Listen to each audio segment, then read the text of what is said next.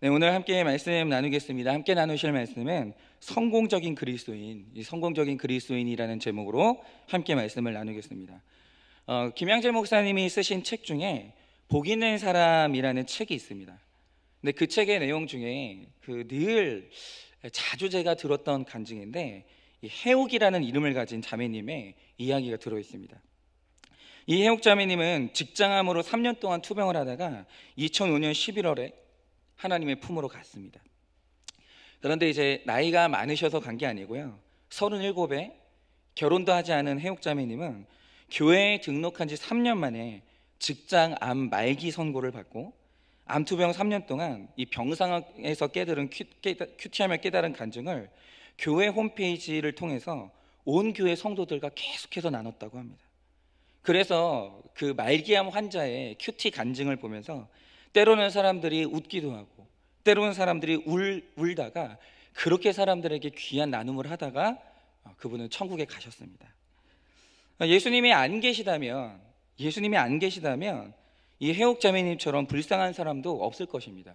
저희가 이제 오늘부터 역대상 말씀으로 들어가거든요.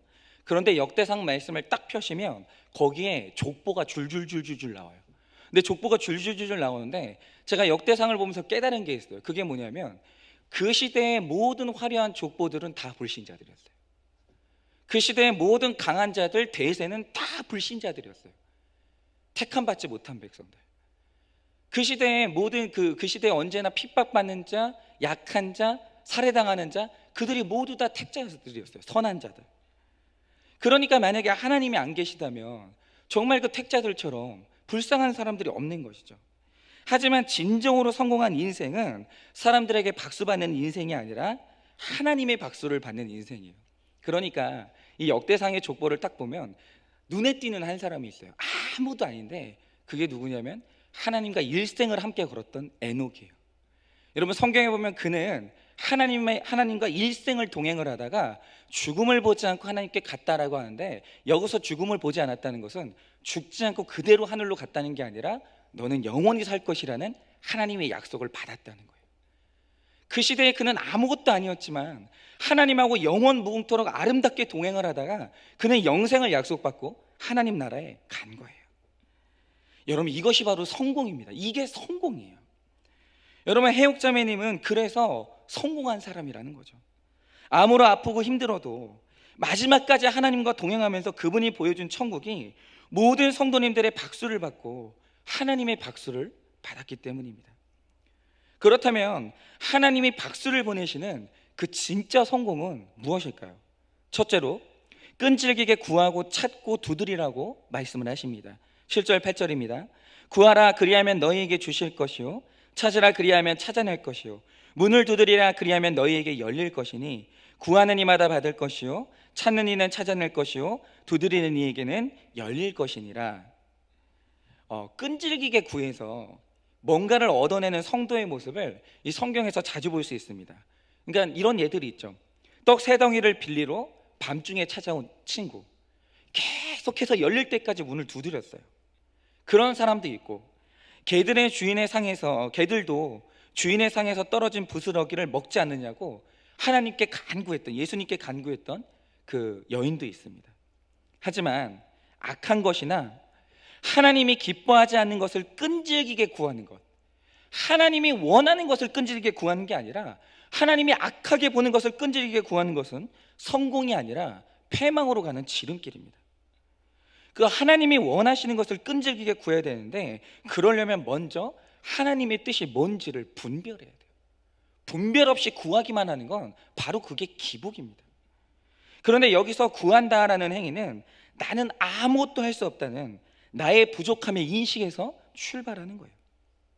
그리고 이 말씀에서 찾는다라고 하는 것은 하나님을 사모하고 갈망함으로 스스로 노력하는 거예요.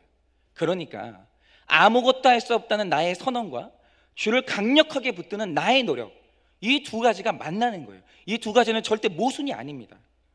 그리고 두드리는 것은 소리 나게 여러 번 치라는 것인데, 힘든 내 식구들을 보면 천천히 기도가 안 되기 때문에 다급하게 소리치면서 기도할 수밖에 없습니다.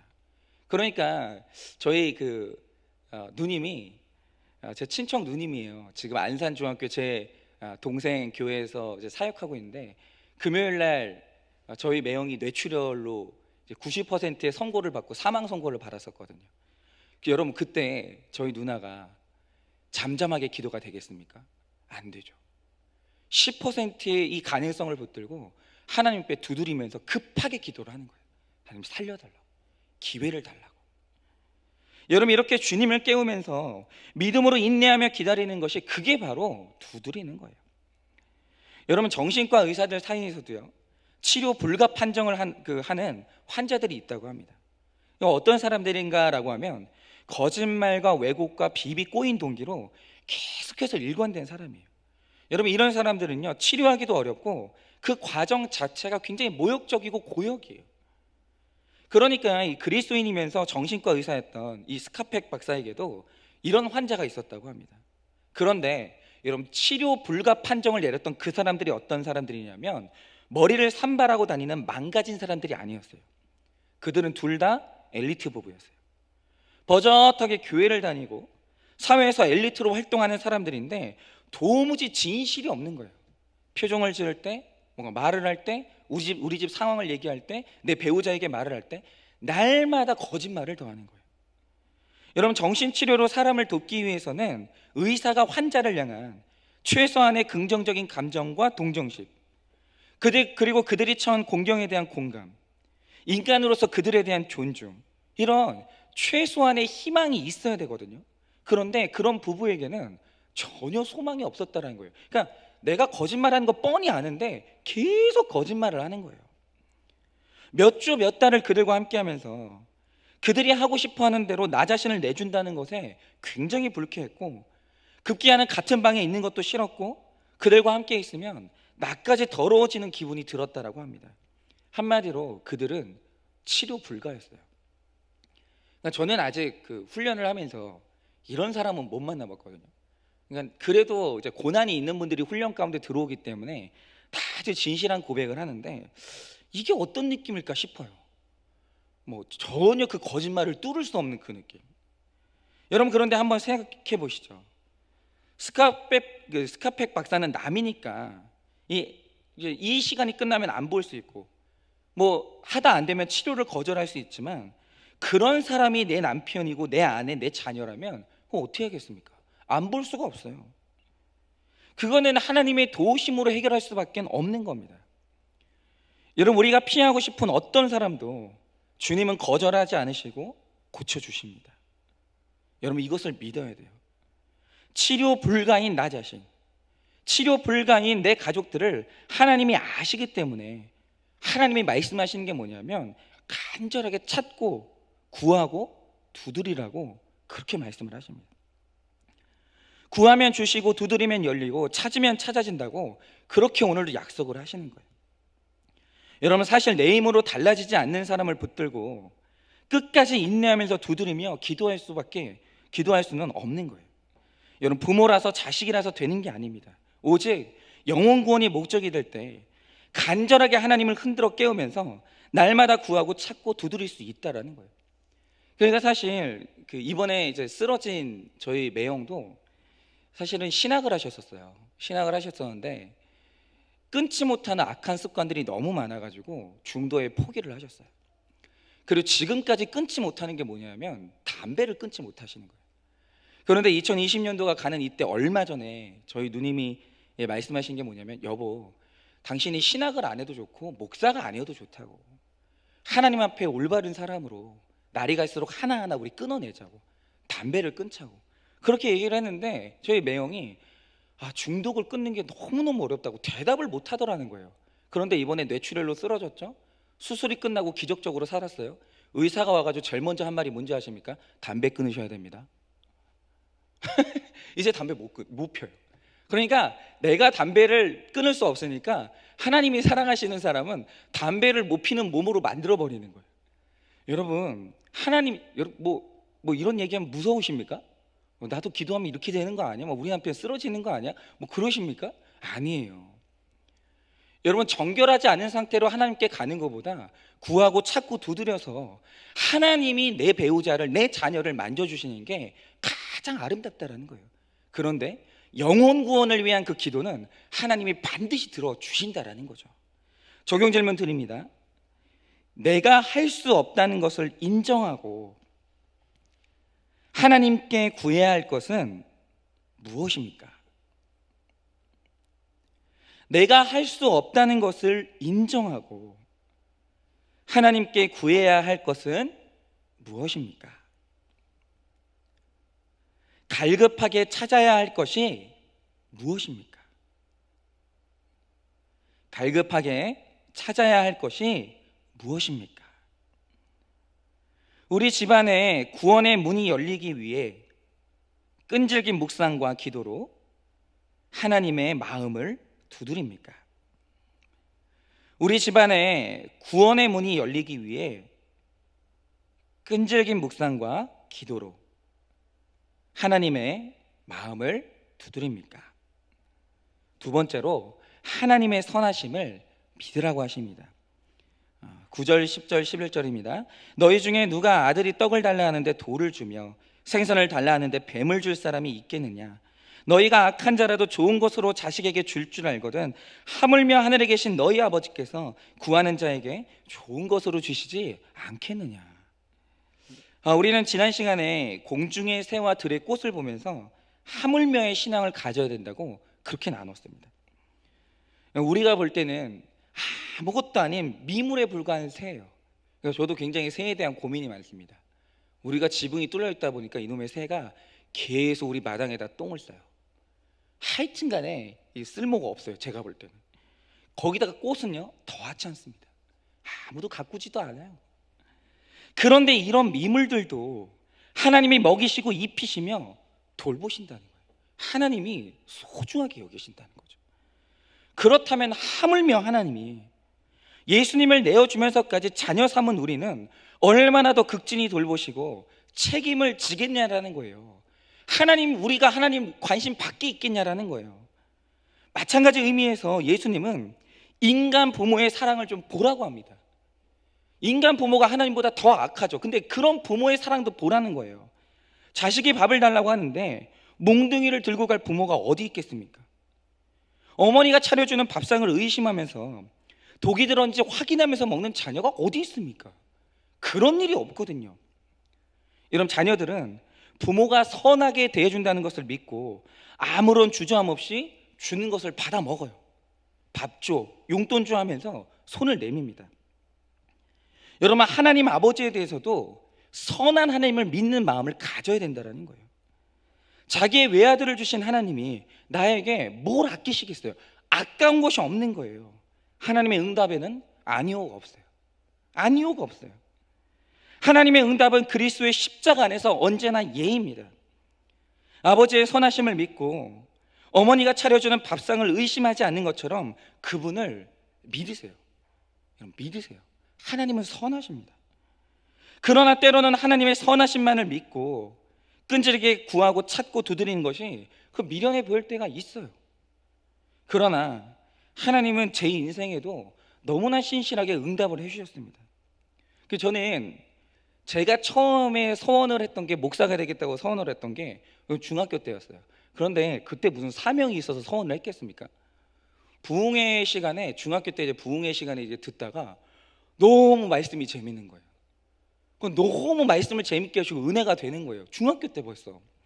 그러니까 어느 날 마음에 그냥 나도 저 목사님처럼 하고 싶다 이런 마음이 드는 거예요. 그래서 저는 좀 이렇게 다혈질이라 기도를 하는데 흥분해가지고 목사 되겠습니다 말을 해버렸어요. 그리고 저를 써달라고 그냥 기도를 했습니다. 그런데 그게 무슨 깊은 뜻이 있겠냐고요. 그런데 의미도 모르고 하나님 앞에 드렸던 이 철없던 중학생의 기도를 하나님이 귀담아 들으셨어요. 그리고 그날부터 주님은 저를 목사로 쓰시기 위해서 저를 훈련시키시고 신실하게 인도하시고 조금의 오차도 없이 만날 사람 만나게 하시고 끊을 사람 끊게 하시고 여기까지 인도하셨어요. 그런데 그 어린 시절에 제가 무슨 대단한 믿음이 있었겠어요. 그런데 주님은 제가 형편없고 무엇을 구해야 될지 몰라서 어리석은 것을 구할지라도 내가 구하는 수준보다 훨씬 좋은 것을 늘 주셨어요. 그리고 저는 믿습니다. 앞으로도 선한 것만 주실 줄을 믿어요.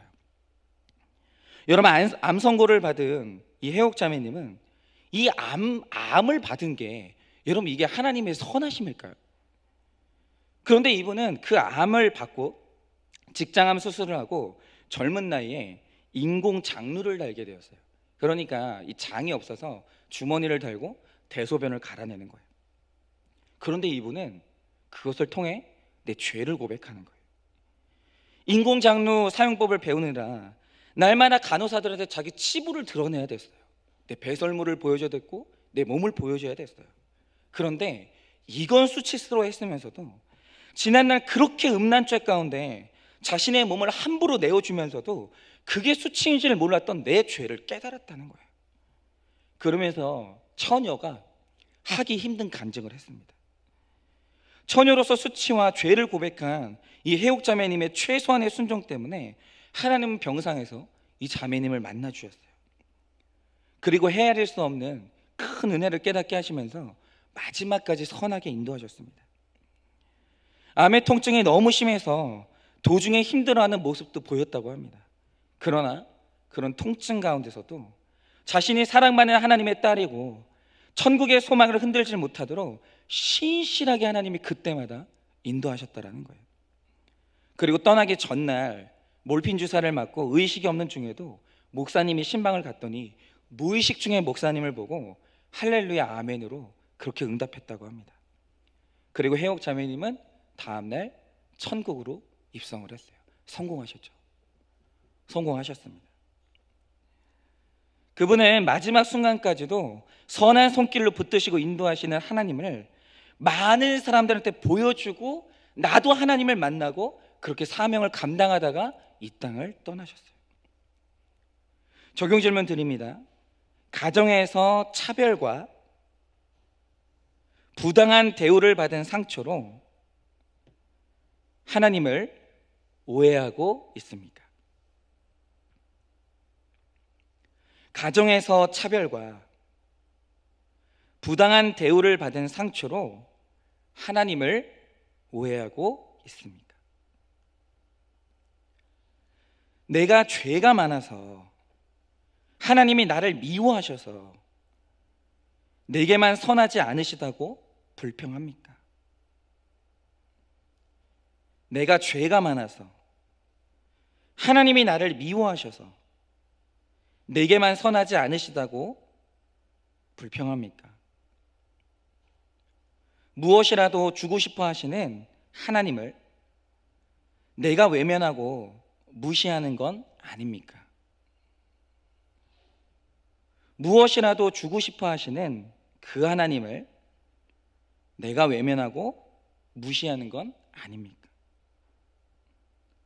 세 번째로 남을 대접하라고 하십니다. 12절입니다. 그러므로 무엇이든지 남에게 대접을 받고자 하는 대로 너희도 남을 대접하라. 이것이 율법이요 선지자니라.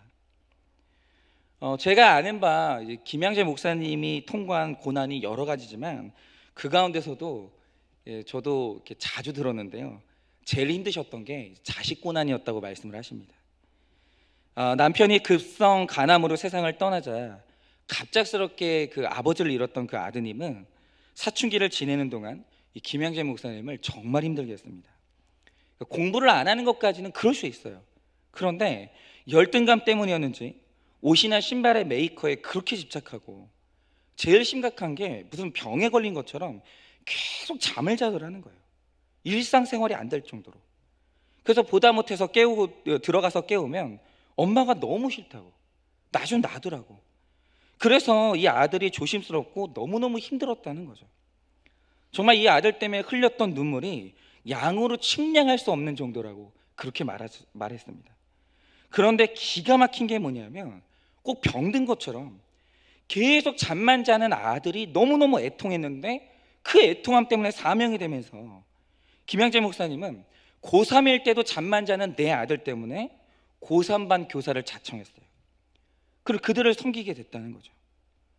그리고 꿈이 없는 채로 잠만 자는 아들을 위해서 눈물을 흘리면서 기도하다 보니까 다른 꿈이 없어서 방황하고 있는 고3 아이들이 눈에 들어와서 그들을 붙잡고 몇 년 동안 울고 웃어주면서 말씀으로 양육했다고 합니다.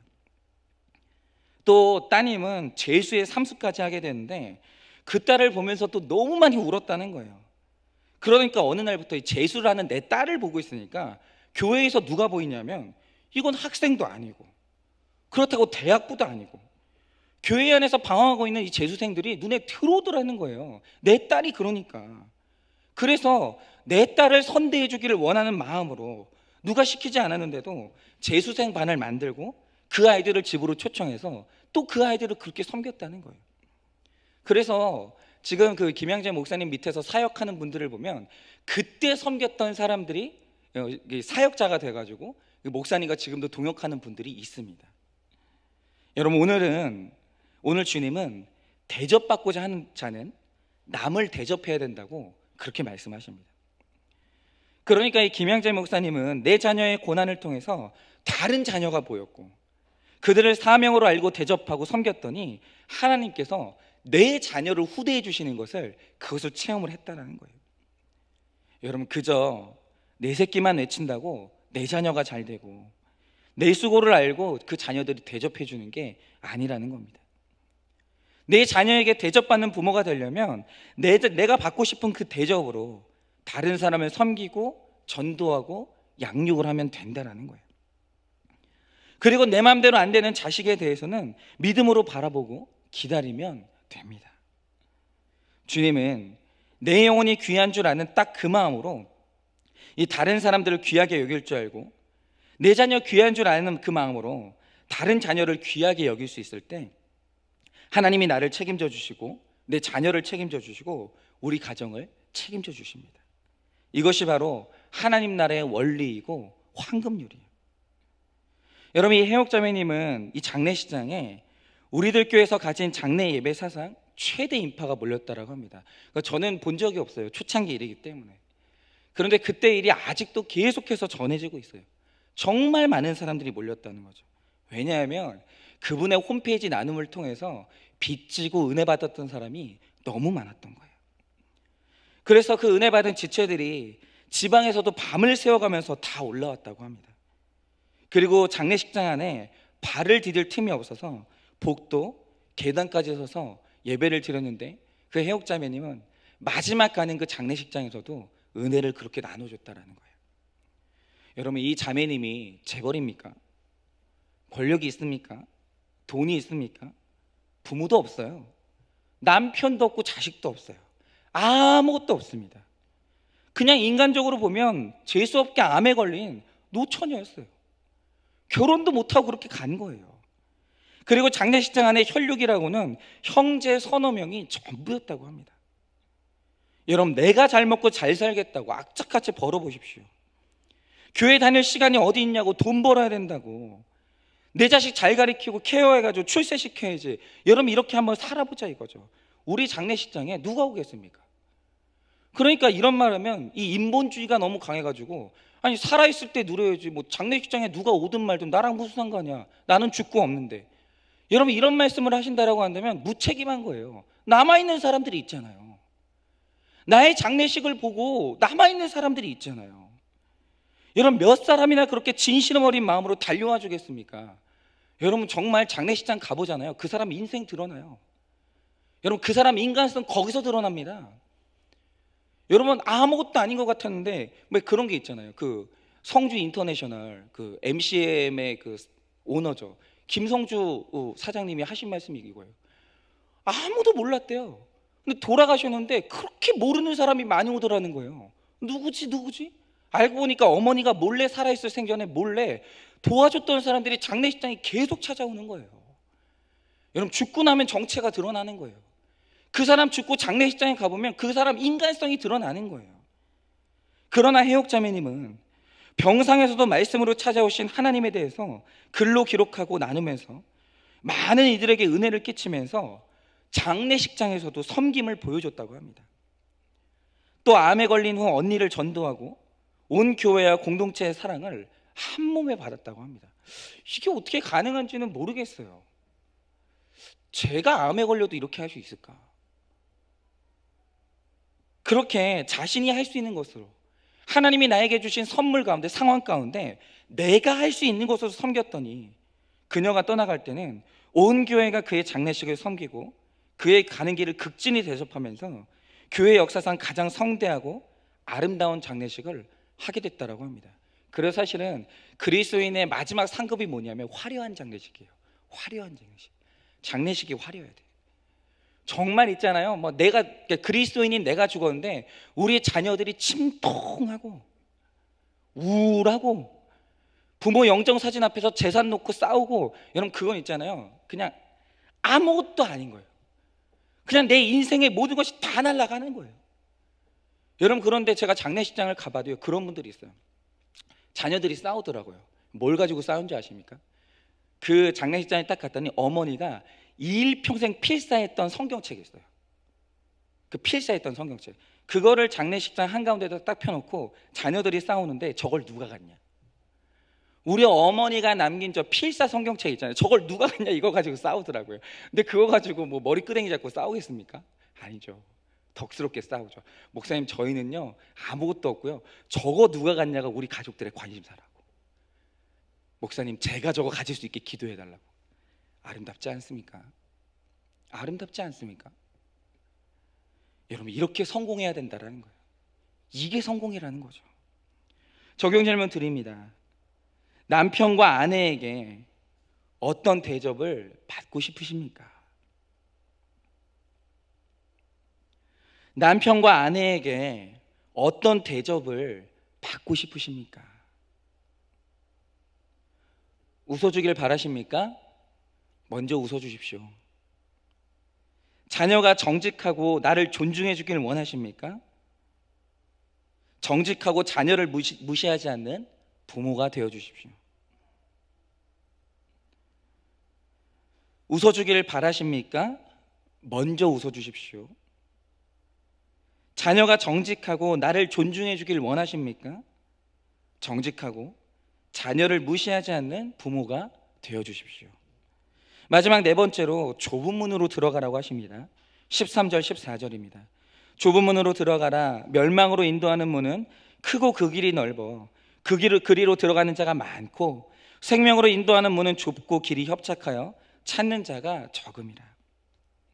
여러분 남들이 다 가는 길이라고 따라가면 안 됩니다. 많은 사람이 가는가 적은 사람이 가는가, 저 길로 가면 돈이 생기나 안 생기나, 지위가 보장이 되는가 안 되는가, 사람들이 인정을 하나 안 하나. 여러분 이런 가치들보다 중요한 것은 옳은 길인가 아닌가, 생명의 길인가 사명의 길인가, 그것이 가장 중요합니다. 여러분 아무리 돈이 생겨도 옳은 길이 아니면 가지 않는 것, 이것이 바로 참으로 좁은 길을 가는 것입니다. 찾는 이가 적은 협착한 문입니다. 하지만 반드시 지켜야 될 황금률이에요. 여러분 아기가 엄마의 산도를 통해 좁은 길을 나올 때 아무것도 가지고 나올 수 없습니다.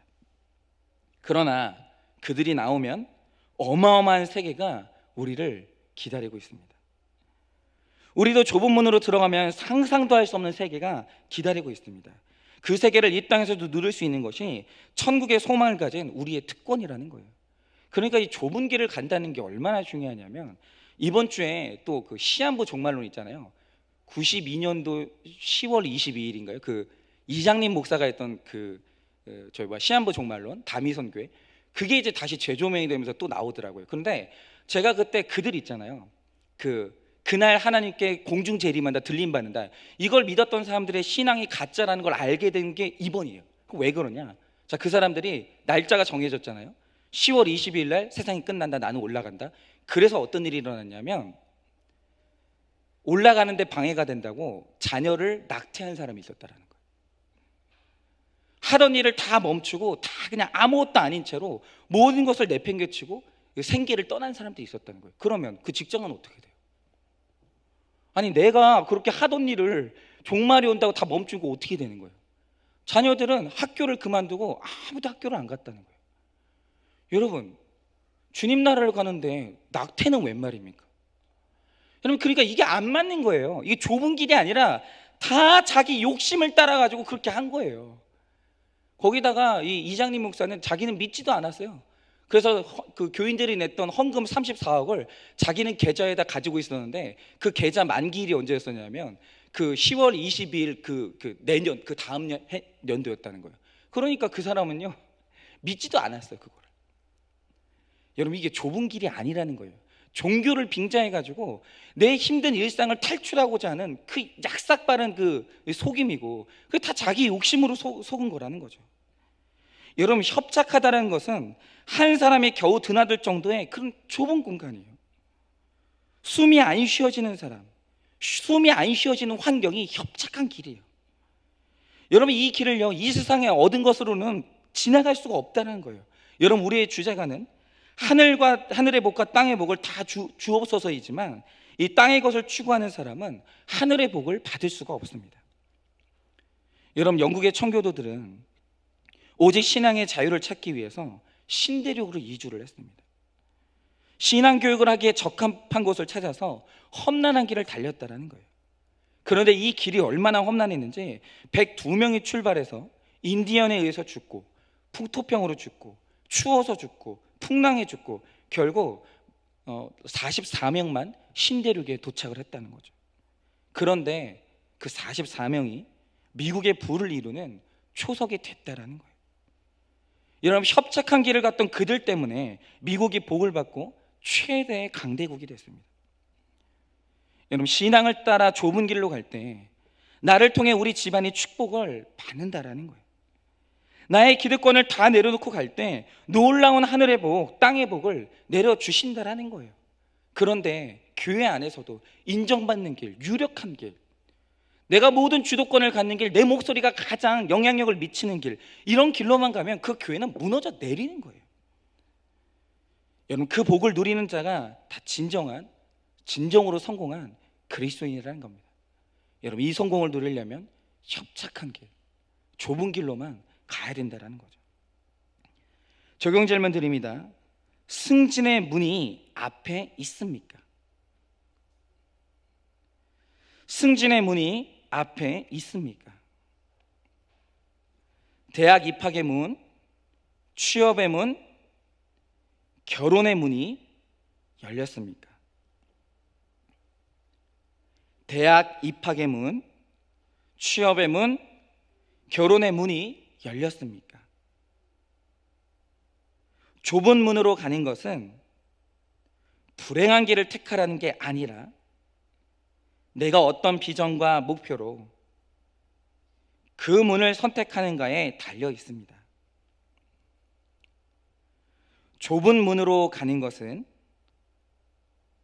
불행한 길을 택하라는 게 아니라 내가 어떤 비전과 목표로 그 문을 선택하는가에 달려 있습니다.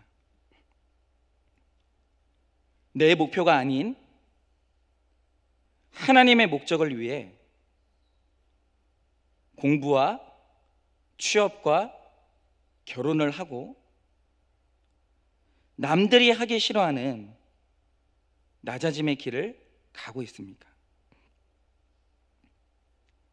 내 목표가 아닌 하나님의 목적을 위해 공부와 취업과 결혼을 하고 남들이 하기 싫어하는 낮아짐의 길을 가고 있습니까? 이 시간에 우리 다 같이 한번 찬양해 보고 우리 기도 한번 하도록 할 텐데요.